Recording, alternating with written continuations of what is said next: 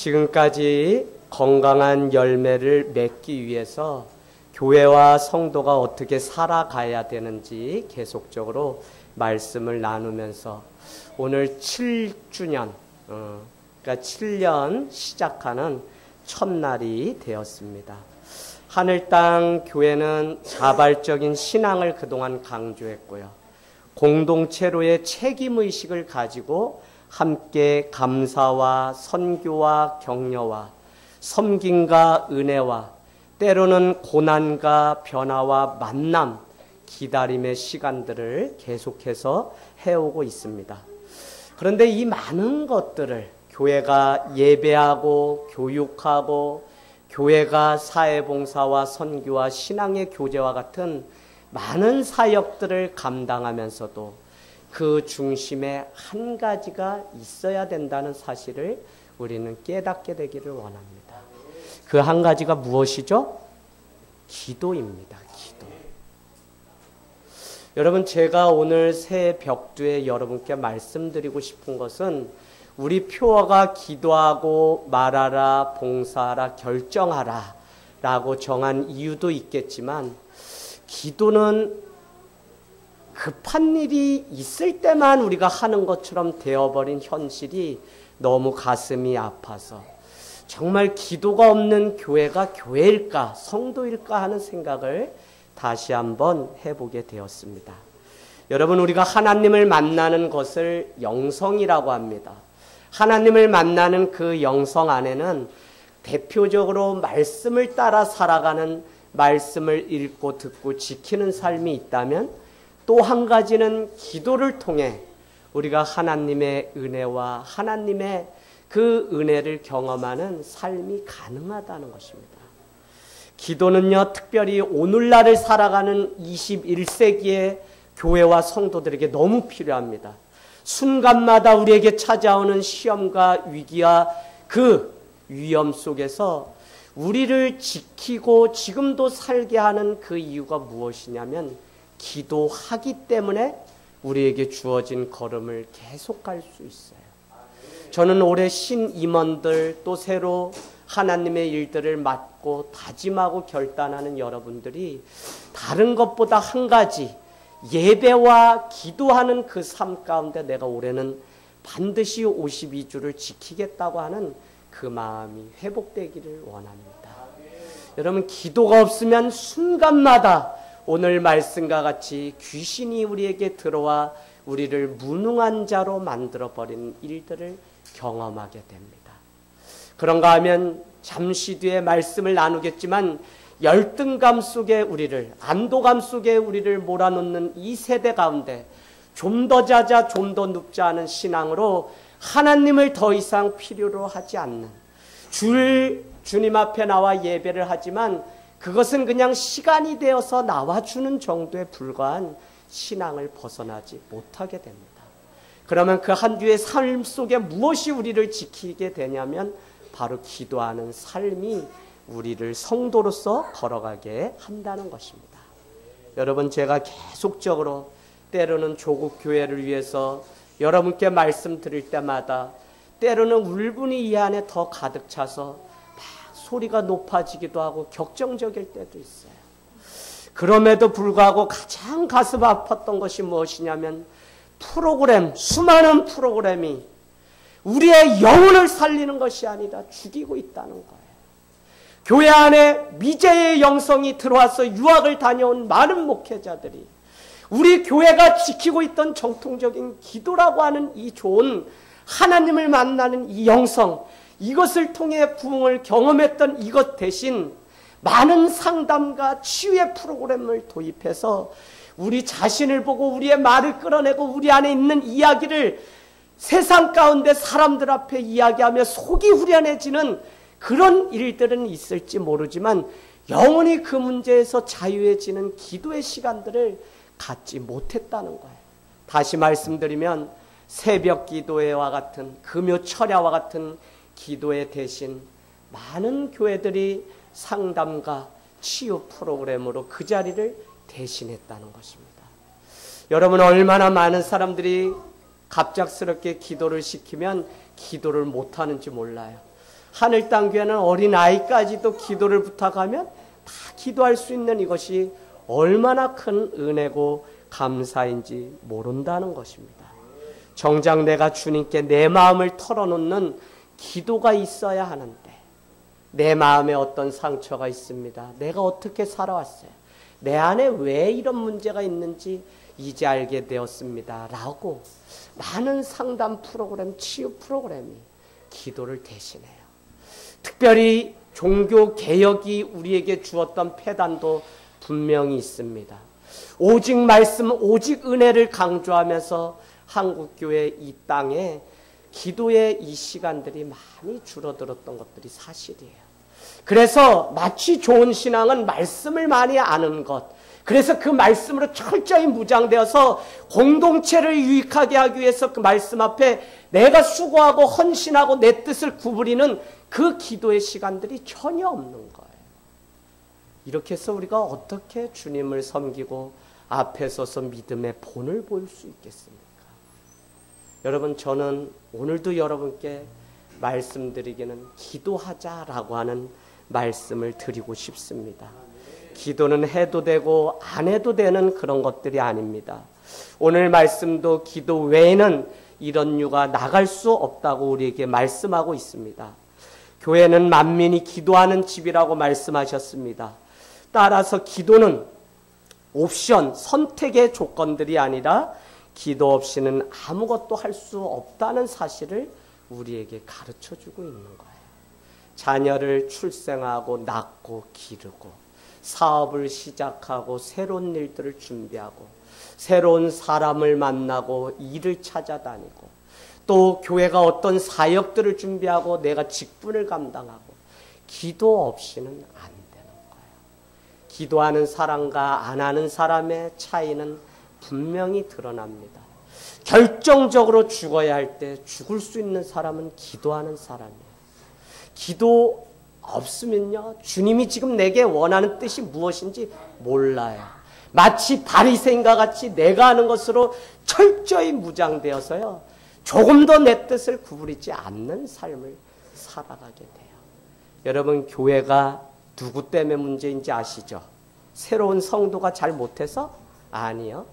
이미 오랫동안 신앙생활을 하면서 자기의 바벨탑을 쌓아서 나는 여기까지만이라는 경계를 분명하게 정해놓고 살아가는 사람이 때로는 더 큰 걸림돌이 됩니다. 그분들이 대표적으로 누구의 한국교회 안에 장로님, 권사님, 집사님, 목사님들이 그 일들을 한다는 거예요. 저는 오늘 기도 가운데 우리 자신을 좀 다 내려놓고 주님이 내게 지금 원하는 것이 무엇인가? 내가 어떻게 해야지, 말을 해야지, 결정을 해야지 교회를 세우고 사람을 세우는 집사가 되고 회장이 되고 내가 직분을 감당하는 사람이 될 수 있는가를 이제는 한 번쯤은 좀 생각하시고 여러분이 이 한 해를 살아가기를 원해요. 여러분, 여리고 저녁 기도에 한 주 했어요. 한 가지 깨달음. 가나안 성은 다른 데 있는 것이 아니라 우리 자신이 가나안 성으로 여리고 성으로 철저하게 무장되어서 우리 자신이 깨지지 않고 무너지지 않는 것이 문제라는 거예요. 여러분, 환경이 문제가 아니에요. 환경이 우리를 시험에 들게 하는 게 아니에요. 내 자신이 그 시험 가운데 걸려 넘어지는 거예요. 그렇기 때문에 야고보서 1장은 뭐라 그랬죠? 하나님은 시험을 받거나 어느 누구도 시험하지 않으셨다는 거예요. 다만 여러분이 시험을 받는 이유는 무엇이냐면 자기의 정욕으로 구하려고 욕심을 내기 때문에 죄가 사망을 낳는다고 이야기해요. 여러분, 이제는 솔직하게 하나님 앞에 다 무너지세요. 20년, 30년 모태신앙 중요하지 않아요. 정말 주님이 원하시는 것이 무엇인지를 우리가 날마다 깨닫고 한 영혼을 세우는 일이 무엇인지에 여러분의 관심이 있어야지, 올해 내가 영혼 하나를 세우고 우리 가정을 세우는 그것이 기도 제목이 돼야지, 나 하나 겨우 지키려고 하는 신앙은 결국은 나 하나도 지금 죽고 있다는 반증이라니까요. 그래서 기도가 얼마나 중요한지 몰라요. 여러분, 카톡 한 장이 날라왔어요. 보니까 누구냐면 3, 4년째 말씀을 열심히 읽으시다 최근에 눈도 아프고 허리도 다치시고 말씀을 놓았다가 다시 말씀을 서서 왔다 갔다 종일 큰 성경 펴놓고 우리 지동건 권찰님. 지동건 권찰님이 다시 말씀 위에 사시니까 어떻게 해요? 장혜자 집사님이 옆에서 필사를 시작하고요. 연희가 놓았던 성경 쓰기 인터넷에 다시 성경 쓰기를 혼자 묵묵히 하고 있습니다. 여러분, 이 한 사람의 헌신과 신앙의 본이라고 하는 것이요, 우리 가정뿐만 아니라 교회뿐만 아니라 사회를 살리는 놀라운 은혜 같아요. 그래서 앞에 세워진 저나 우리 직분자들은 다른 것 말고 정말 내가 한 발 더 기도하고 한 발 더 헌신할 수 있는 그 믿음이 우리 안에 있게 되기를 원합니다. 여러분, 교회가 행복한 것 같아요. 다른 것 때문에 행복하지 않았고요. 서로를 위해서 지금까지 밤낮으로 기도하며 중보하는 그 일이 우리의 사명이라고 여기고 올 수 있었던 것이 하늘 땅 교회를 지금 지키는 가장 큰 기쁨입니다. 원하기는 2017년도 여러분에게도 주님께서 말씀하시면 함께 기도의 자리에 나와서 기도의 불을 붙이는 귀한 삶이 되기를 축복합니다. 제 안에 조국교회와 성도를 향한 안타까움이 있습니다. 언제부턴가 우리의 신앙이 오늘 본문 말씀이 나오기까지 교회가 장사하는 곳이 되고 물건을 팔고 또 비둘기를 파는 그것만이 장사가 아니라 내 사리 사욕과 내 신앙을 지키기 위해 바벨탑을 쌓는 그 일이 오히려 장사하는 자들과 똑같다는 것입니다. 신앙이 깊어져 보세요. 제가 드리는 말씀이 무엇이냐면 절대 내가 세워놓은 기준에서 벗어나지 않으려고 하는 바리새인들이 교회 안에 있다는 겁니다. 저는 이것이 얼마나 어처구니 없는지. 연말이 되니까 페이스북에 무슨 선고 말씀은 뭐 뽑는 겁니다. 막 잔뜩 났어요.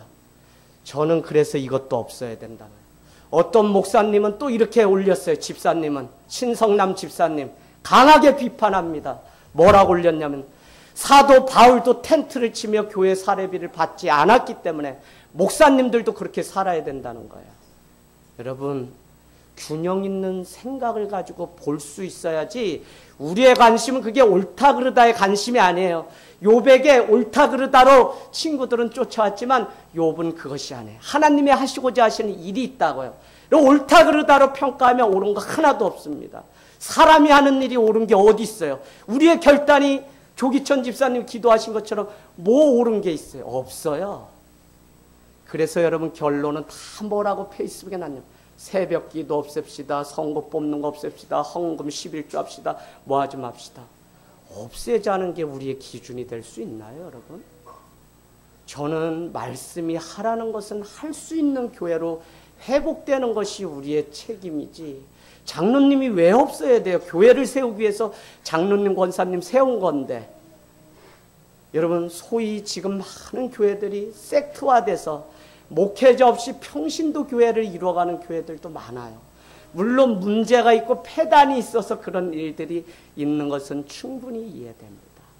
그럼에도 불구하고 하늘 땅 교회를 다니는 여러분은 우리가 먼저 교회가 되고 모든 것을 균형 있게 이루어가는 그 일들을 감당하게 되기를 원합니다.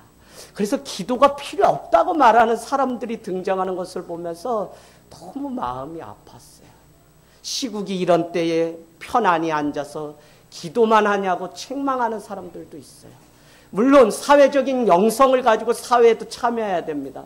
그러나 여러분, 영성이 개인적 영성이 있고 사회적 영성이 있어요? 아니요. 야고보서를 요즘 우리가 보면 주님의 말씀이 내게 임했다면, 믿음이 있다면 우리도 나가서 사회든지 가정이든지 직장이든지 어디서든지 관계 속에 들어가 사회적 영성을 살아내는 게 당연한 일이지, 무슨 이것을 이원적으로 구분하는 것은 온당치가 않습니다. 여러분, 저는 목회하는 동안 우리가 교회가 되는 것이 목표입니다. 2017년도 우리의 첫 신앙의 목표는 내가 정말 교회로 살아보자라고 하는 그 꿈이 우리 안에 있기를 원합니다. 여러분, 지난 한 주 교회 나와서 말씀 준비하면서 제 마음 가운데 참 많은 눈물이 생겼습니다. 설교문을 작성하다가 책상에 그대로 두고 강단에 엎드려서 그러기 때문에 또 기도해야지라고 하는 결론을 얻고 하나님께 위로를 받았습니다. 여러분, 다 없어야 된다는 균형 없는 신앙으로 전락한 이 시대, 성경에 있는 것은 해야 하고 있어야 하는 것인데 해봐야 문제가 생기니까 다 없애자.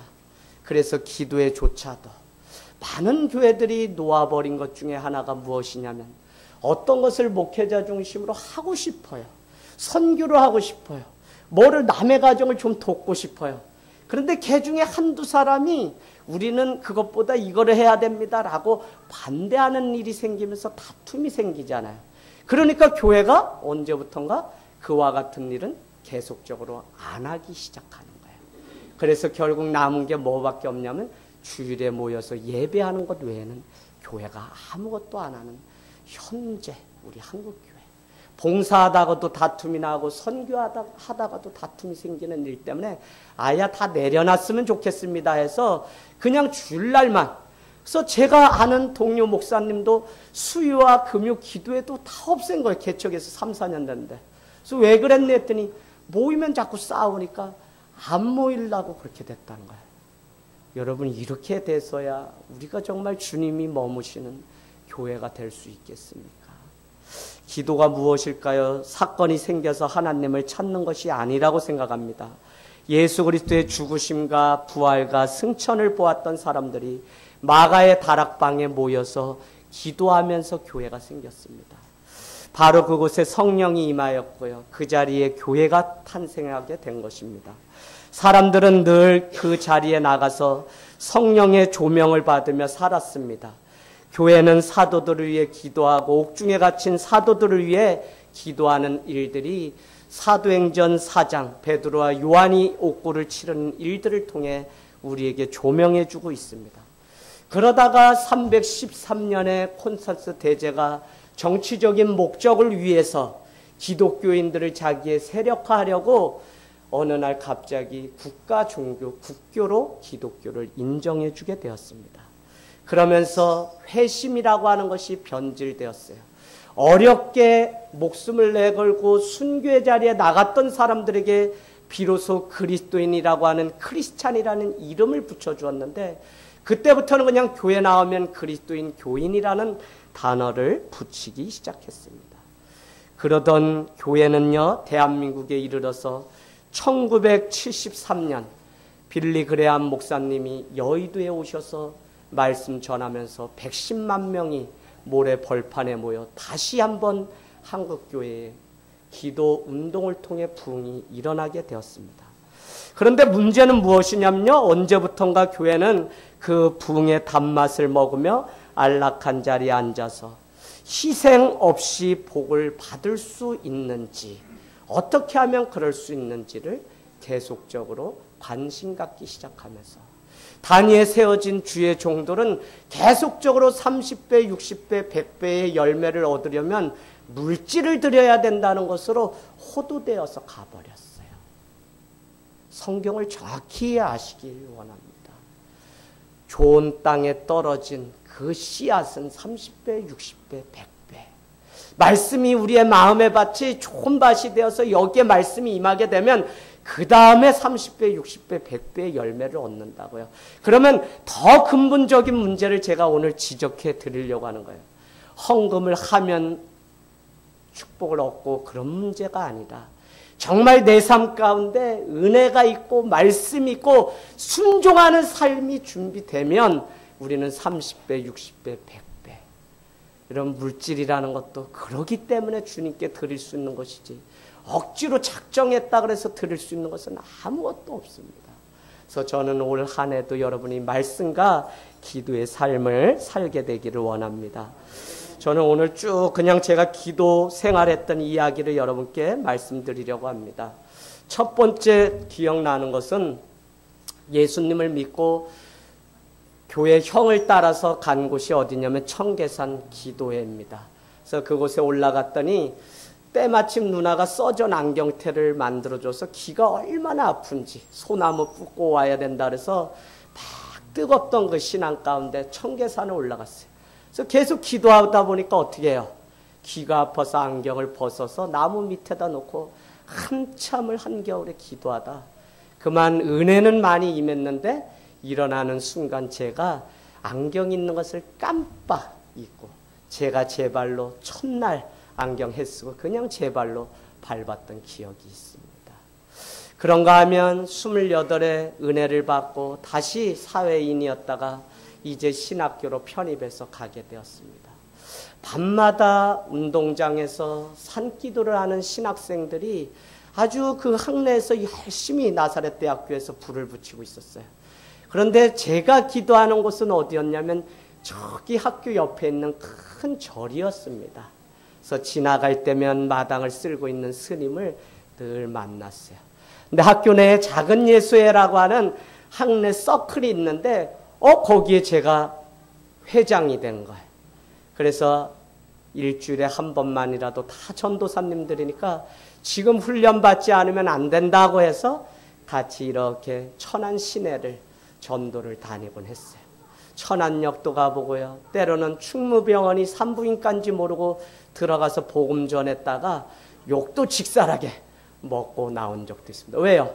이제 막 아이를 낳아놓고 얼굴이 펄개서 있는 분들한테 예수님 믿으세요라고 했더니 화가 날만 하죠. 그래서 지혜가 있어야 됩니다.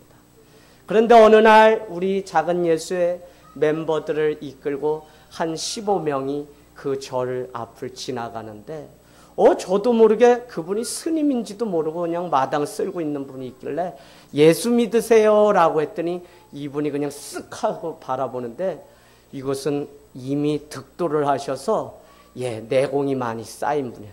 그래서 스님이라는 사실이 딱 했어요. 그래서 이분은 파괴승인가 그런 정도 생각하고 있었어요. 그런데 제가 어떻게 회장이었잖아요. 그래서 한 번 더 용기를 내어서 제가 늘 저 산에서 기도하고 있는데 스님도 예수 믿으시면 좋겠습니다 라고 했더니 모자를 그냥 바닥에 내팽개쳤는데 머리가 반질반질한데 이 새끼가 너 맞아 죽으려고 하냐 그러면서 빗자루를 막 돌리는데 사람들이 민간인들이 있는 사찰이기 때문에 그곳에서는 문화교실이 있는데 나중에 알고 봤더니 스님이 쿵우가 몇 단이 되셔가지고 거기서 무술도 가르치고 그래서 그런데 어떻게 해요? 회장이잖아요. 회장. 그러니까 어떻게 해야 돼요? 한 번 더 찔러야 돼요. 3, 3번. 그래서 제가 스님도 하나님이 스님을 만드시고 얼마나 사랑하는지 몰라요.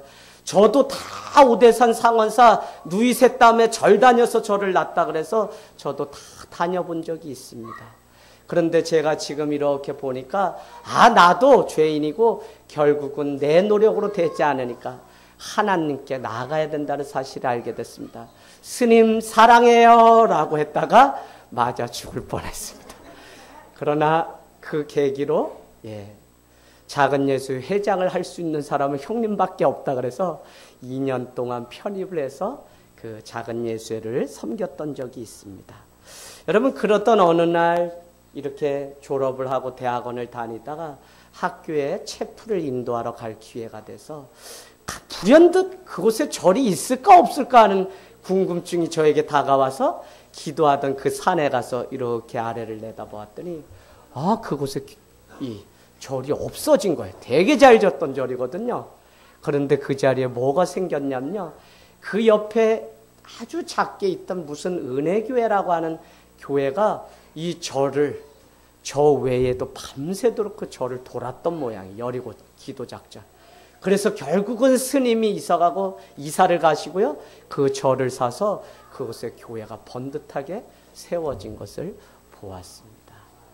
여러분 기도가 이렇게 해서 절을 무시하자 절간 내쫓자 스님은 나쁘다 이 이야기가 아니라 막연한 때에 그렇게 기도를 심었던 그 일들이 참 이렇게 바뀌어지는 일들을 많이 보게 됩니다. 변하지 않을 건 없는 것 같아요. 사람이 변하잖아요. 사람이.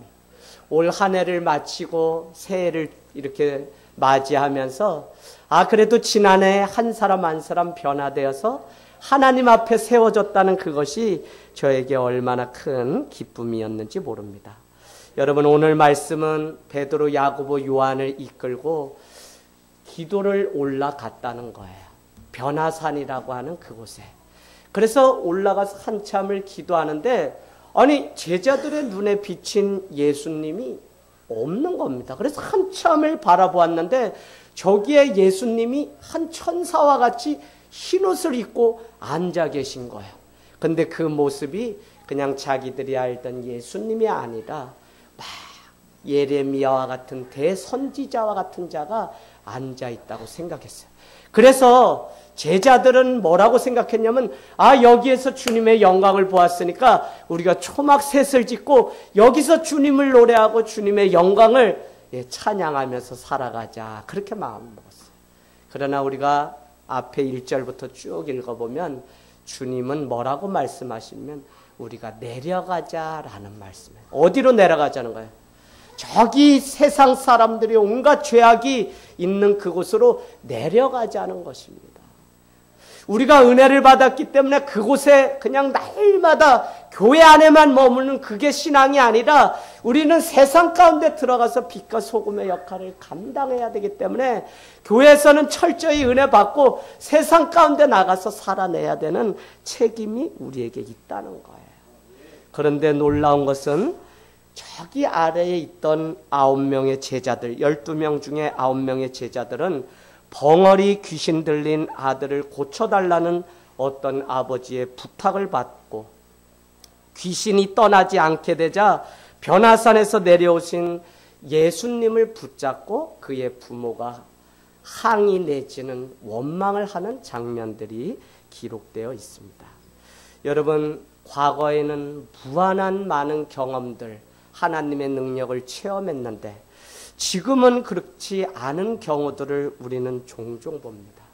그래서 많은 사람들은 지난날 뜨거웠을 때의 내 신앙이 어땠는지를 줄곧 이야기를 합니다. 그러나 이사야서는 이전 것은 기억하지 말라고 우리에게 말씀하고 있습니다. 하나님의 은혜를 우리가 기억한다고 해도 그것이 자칫 잘못 오늘 내가 살아있어 하나님을 만나는 생동하는 신앙이 되지 않으면 그것은 나를 영웅으로 만드는 자기 영담에 불과하기 때문에 우리는 오늘 부어주시고 지금 말씀하시는 하나님의 그 생수를 받아 먹고 살아가는 신앙이 필요하다는 것입니다. 여러분, 지금은 왜 안 되는 것이죠?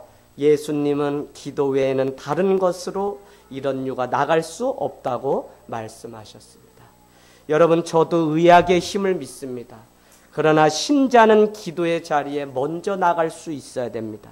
오히려 질병이 생기고 아픔이 있고 할 때마다 하나님이 나를 찾으시는 때라고 하는 사실을 우리는 알아야 돼요. 야고보서는 우리에게 지혜가 부족하거든 하나님은 후히 주시고 꾸짖지 아니하시기 때문에 지혜를 구하라고 말씀합니다. 솔로몬이 왕이 되었을 때 분별의 지혜를 달라고 강구하였다고요.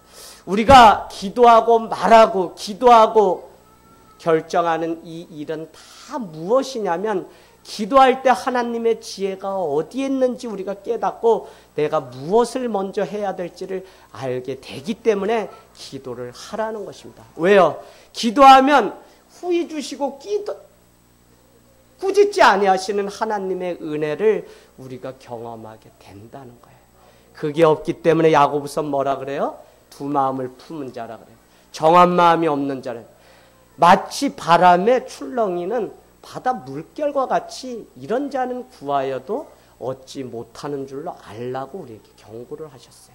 다 무엇이죠? 하나님의 지혜가 없기 때문에 그렇습니다. 오늘 제자들도 하나님의 지혜가 없었습니다. 여러분, 우리도 기도의 필요성을 알면서 막상 행하지 못하고 있어요. 그 이유가 어디에 있냐면요, 첫 번째로 열등감 때문에 그렇습니다. 우리들은 스스로 무한한 잠재력도 있고 하나님을 믿기 때문에 주의 능력이 우리 가운데 임하는 줄도 다 알고 있습니다. 그럼에도 불구하고 잘못된 열등감 때문에 기도하지 않던 9명의 제자들은 귀신 들려 지금 온몸이 얼굴이 파리해졌다고 하는 그 표현이 등장할 정도로 거꾸러져서 토하고 하는 그 상황 속에서도 아무런 능력도 행하지 못하는 것들을 우리가 보게 됩니다. 왜 그럴까요? 여러분, 나는 저기 변화산에 올라가지 못했다고 하는 열등감 때문에 우리가 하나님의 능력을 제한하면서 살고 있는 것은 아닙니까? 산 밑에 9명의 제자들도 예수님과 함께 기도하러 올라갔어야 하는데 그러지 못했던 것 때문에 열등감이 있지 않았을까요? 그러나 세상에는 완벽한 평등이란 있을 수 없습니다. 제자들이 열등감 가지게 된 것은 다른 데 이유가 있는 것이 아니라, 여러분 적어 놓으세요. 하나님과의 관계가 깨어졌기 때문에 그래요. 저는 우리 교회 많은 분들을 상담을 공부하라고 했어요. 그건 자기가 자기 자신의 모습을 보게 하게 하려고 상담을 하라고 했습니다. 기독교 안에는 목회 상담학이라는 게 있어요. 결국은 상담을 하지만 마지막 최종 해결은 안 되더라는 결론이 났어요. 그래서 때로는 영적으로 만져줘야 되는 영적인 상담이 필요하다는 것을 우리가 많이 고백합니다. 그게 목회 상담학이라는 거예요. 여러분, 제가 드리려고 하는 말씀은 무엇이냐면, 상담도 받고 많은 것들을 통해 위로도 받지만 우리 안에 잠재되어 있는 그 열등감이 원망이 되어서 이 부족하면 부족할수록 다 원망과 열등감으로 사로잡힌다니까요. 늘 성경은 아이러니하게 겟세마네 동산을 가든 어디 가든 수제자 3명만 예수님이 데리고 갔어요. 베드로, 야고보, 요한. 그러면 나머지 9은 이날 이 큰 은혜를 우리는 또 경험할 수 없다는 것 때문에 열등감에 사로잡혔을지 모릅니다. 그러나 저는 이 열등감 뒤에 있는 한 가지를 보기를 원하는데, 그것은 누가 환경이 그렇게 만든 것이 아니라 하나님과의 관계가 끊어졌기 때문에 열등감이 우리를 움직이고 있다는 사실입니다. 그래서 여러분, 교회는 아프다, 뭐 힘들다, 뭐 했다 해도 결국은 하나님의 은혜 앞에 돌아와서 같이 기도해요, 집사님 같이 우리 하나님 찬양해요 라고 말하는 이유가 바로 거기에 있다고요. 왜요? 기도 외에는 이런 이유가 나가지 않기 때문에 그렇다는 것입니다. 여러분, 오늘 중요한 말씀 한 가지 드리려고 해요. 믿음과 의는 깊은 관계가 있습니다. 믿음과 의. 하나님의 의, 라이처니스라고 하는 것은 관계의 문제이거든요. 신뢰의 관계, 믿음의 문제예요. 의라고 하는 것은 올바른 행동 때문에 의로워지는 것이 아니라 올바른 관계 때문에 의로워지는 겁니다. 오늘 저는 집사님이 기도할 때 딱 이 마음이 왔어요. 그래, 우리가 내 열심, 그것 때문에 의로워지는 것이 아니라 바로 하나님과의 관계가 먼저 회복됨으로 우리는 의로워질 수 있다는 것입니다.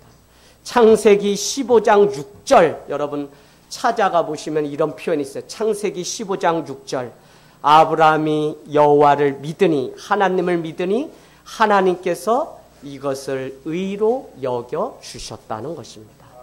아브라함이 하나님을 믿으니 하나님은 그것을 의로 여겨 주셨다는 거예요. 최초로 의라고 하는 단어가 등장합니다. 근데 이것은 다 무엇이냐면 하나님과의 관계 속에서 의로워진다고 우리에게 말씀하고 있는 것입니다. 여러분, 우리가 성화가 되고 영화의 과정을 해서 하나님의 구원을 얻는 양자가 되고 하는 많은 과정들이 있어요. 그런데 중요한 것은 무엇이냐면 그 많은 과정들은 다 하나님과의 관계가 회복될 때이지 우리가 무슨 사역을 많이 하고 뭘 많이 해서 되는 그런 문제가 아니라는 거예요. 여러분, 2017년도 여러분 안에 하나님과 관계 회복의 유일한 방법이 예수 그리스도밖에 없다는 사실. 그래서 주님이 지신 십자가를 의로 여겼다고 하는 그 사실을 깨닫고 의가 행위가 아니라 하나님과의 관계 문제임을 우리가 깨닫게 되기를 원합니다. 그래서 기도함으로 관계 회복이 우리 가운데 날마다 일어나고요. 관계가 주님과 나의 관계가 끊어지지 않는 통로가 기도가 되기를 원합니다. 예수님은 너희 의가 바리새인보다 크지 않으면 하늘나라에 갈 수 없다고 우리에게 말씀하셨습니다. 바리새인의 의는 무엇이냐면요, 열심입니다. 열심. 그러나 참된 의는 주님과의 관계 회복이 바로 의고요. 관계가 회복된 곳에서 나오는 그 열심이 하나님을 위한 진정한 열심이라고요.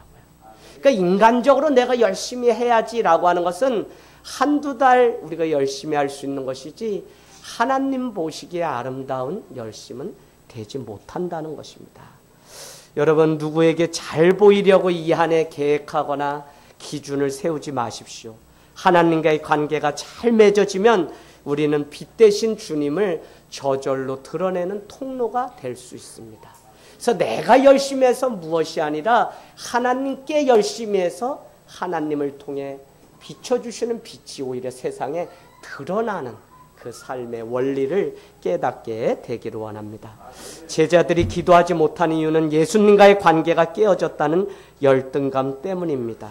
그러나 그들은 어느 한 부분에 자기의 인생을 다 놓쳐버린 채 그렇게 살아가고 있습니다. 열등감은 반드시 분노로 나타나게 되어 있습니다. 시기와 질투가 우리 안에 있다면 그것은 우리 안에 열등감이 있기 때문에 그래요. 우리가 누군가의 인생에 대해서 자꾸 이렇고 저렇고 말하는 그 이유는 무엇이냐면, 왜 못마땅하냐면 내 안에 먼저 열등감이 아직도 자리 잡고 있기 때문에 그래요. 그래서 여러분이 이것을 잘 보시면 내가 누가 하는 일이 못마땅해, 내가 마음에 들지 않아. 그런데 여러분 가만히 내 자신을 보세요. 기준이 나고요, 내 안에 있는 열등감이 다른 사람을 보시기에 심히 좋았다고 하시는 주님의 말씀대로 보지 못하게 하는 죄라는 것입니다. 여러분, 열등감 때문에 기도하지 않으면 안 됩니다. 열등감 때문에 자신의 부족함을 인정하고 오히려 하나님과의 더 깊은 관계 속에 우리가 들어가게 되기를 원합니다. 교회 목회를 하면서 가슴 아팠던 게 그겁니다. 하늘 땅 교회를 제가 저버리지 못하고 지금도 계속 붙들고 고민하는 건 한 가지예요. 새로운 신자를 만나는 방법들은 많이 있어요. 그러나 교회를 다니다 상처를 입은 열등감으로 가득 가지고 살아가는 많은 분들, 어떤 교회, 어떤 목회자 누군가는 그분들을 하나님의 좋은 영적 자원이기 때문에 회복을 시켜서 열등감이 아니라 하나님께 내는 그 믿음의 의를 드리는 기회로 바꿔 놓아야 되지 않겠습니까? 때로는 계속 저에게 찾아오는 그 질문들이 이런 겁니다. 그런데 여러분, 지난밤에 송구영신 예배를 드리면서 이제 방황을 끊게 되고 이제 교회가 무엇인지 조금 알게 되고 그래서 올 한 해 너무 기뻤습니다라고 하는 고백을 들으면서 아, 하나님이 일을 하고 계시구나라는 생각을 하게 되었습니다. 여러분, 기도하지 못하게 만드는 이유는 열등감 외에 안도감이 있습니다. 안도감. 마가복음 6장 7절은 제자들도 귀신 쫓아낸 경험이 분명히 있어요. 6장 7절 가보세요. 그러나 29절에 가면 예수님은 기도 안 하니 그들이 그렇게 귀신을 내어쫓지 못한 거라고 책망합니다. 그것을 이렇게 표현해요. 기도 외에는 이런 유가 나갈 수 없느니라. 할렐루야. 제자들은 현실 안에 안주하다가 능력을 다 잃어버린 삼손과 같은 자가 되었습니다. 여러분, 결론은 이것입니다. 열등감, 여러분 이렇게 써놔보세요. 부족함을 느낄 때. 열등감이 왜 오냐면 부족하기 때문에 그래요. 상대적으로 부족하다고 생각합니다. 근데 안도감은 또 무엇이냐? 안도감은 자기 우월의식 때문에 안도하는 거예요.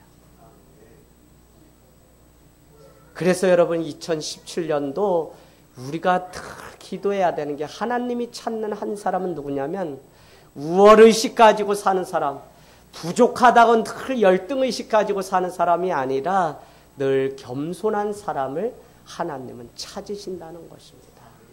여러분, 우월감, 부족감에 빠져서 살아가는 게 다 겸손하지 못하기 때문에 그래요. 부족하다고 생각하는 게 왜 그래요? 겸손하지 않기 때문에 그래요. 하나님은 지금 마음껏 우리에게 주셔서 부족함이 없게 하셨는데 내가 그것으로 만족하지 못하는 그게 바로 겸손이 아니라 교만이라고요. 그래서 여러분 우리는 열등감, 그래서 사람과 비교도 하고 저 사람보다 낫다고 마음먹어요. 그래서 자기의나 자기애는 다 무엇에서 오냐면 비교의식에서 오는데, 그 비교의식은 또 무엇이냐? 비교의식은 바로 겸손하지 못함에서 온다는 거예요. 겸손을 저는 다른 말로 하나님의 은혜라고 하는 말씀으로 대신하고 싶습니다. 값없이 주셨으니 그것으로 저는 살아갑니다라고 하는 이 하나님의 은혜가 바로 겸손이라고요. 사랑하는 여러분, 한 사람의 기도가 너무 필요합니다. 귀신 한번 고친 것을 획득한 능력으로 오해하고 기도하지 않으면 우리도 안도감 때문에 기도의 능력을 다 잃어버리게 됩니다. 기도하는 한 사람이 기도하지 않는 한 민족보다 낫다고 하는 말이 있습니다. 기도의 사람들이 얼마나 중요한지 모릅니다. 오늘 말씀을 마치면서 저는 에베소서 6장 18절 우리 성구 말씀을 다시 한번 읽기를 원합니다. 우리가 할 수 있는 가장 큰 사랑은 무엇일까요? 에베소서 6장 18절. 에베소서 6장 18절. 가장 크고도 가장 변함없는 성도의 사랑은 무엇일까요? 6장 18절 우리 같이 합독합니다. 시작. 모든 기도와 간구를 하되 항상 성령 안에서 기도하고 이를 위하여 깨어 구하기를 항상 힘쓰며 여러 성도를 위하여 구하라. 아멘. 기도, 간구, 성령 안에서 기도, 이를 위하여 깨어 구하기를 기도, 항상 힘쓰며 기도, 여러 성도를 위하여 구하라. 기도. 6장 18절처럼 기도에 대한 말씀으로 전체가 구성되어 있는 말씀은 없습니다. 여러분, 그런데 더 놀라운 것은 맨 마지막에 뭐라고 말씀하냐면 항상 깨어 구하기를 항상 힘쓰며 누구를 위하여 기도하라고요? 여러 성도를 위하여 기도하라. 저는 확신했습니다. 2017년도 어느 해보다 내가 정말 참된 목자가 돼야 되겠는데, 그렇다면 양떼들을 위하여 항상 내가 기도에 힘쓰는, 더 많이 중보하고 싶고요, 더 많은 영혼들을 품고 기도하고 싶고요, 더 많은 가정들, 더 많은 낙오자들을 위해서 기도하는 한 해가 되고 싶습니다. 여러분, 20세기 프랑스의 3대 작가 중 한 사람은 장지 아르라고 하는 사람입니다.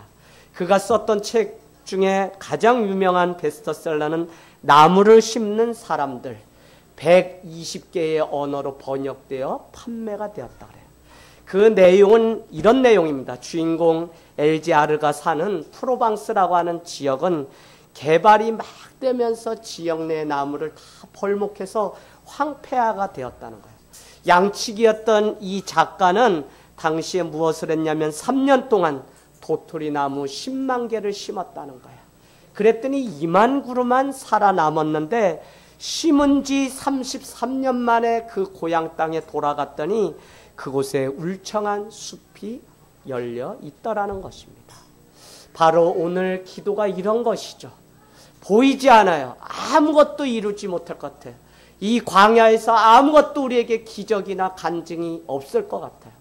그럼에도 불구하고 아픈 육신이지만, 부족한 우리의 삶이지만 기도의 나무를 심어서 기도의 열매가 울창해지는 이 조국교회를 우리가 늘 상상하는, 우리 사업가, 우리의 가정 위에 정말 이것이 이제는 받은 축복이 세상을 깨우는 축복의 통로가 되는 이 울창한 숲을 우리의 마음 가운데 다시 한번 기도의 목표로 세우기를 원합니다.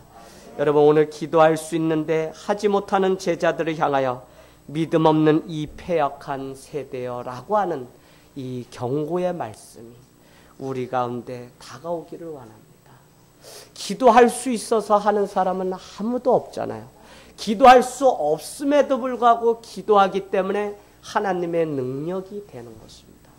기도할 수 없음에도 불구하고 기도하기 때문에 오늘 이 귀신 들린 자의 아버지가 와서 이렇게 고백합니다.